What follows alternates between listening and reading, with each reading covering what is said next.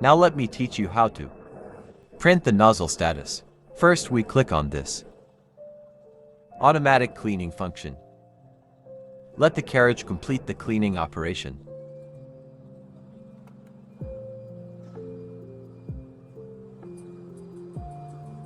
The carriage now starts to press ink.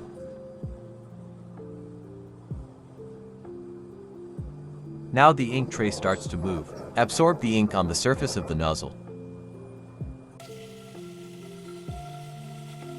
A few moments later.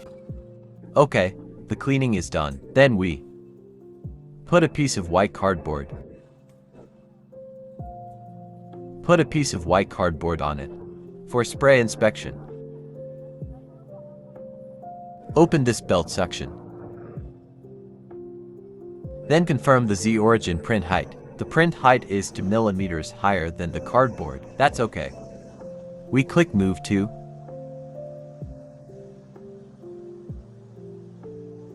Let's raise the carriage a bit. Next to spray. The car has risen. Click this spray. Generally 3 to 5 clicks. This spray is to prevent the nozzles from bleeding colors. Then click Move to. Return to the height to be printed.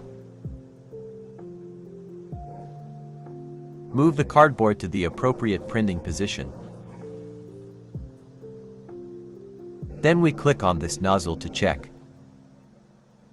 Click it.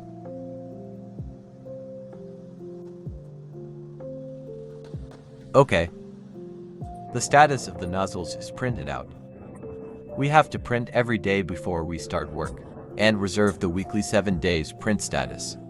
Then do a comparison every day. Check the nozzle status to see if there is any blockage or the effect has deteriorated. Compare every day.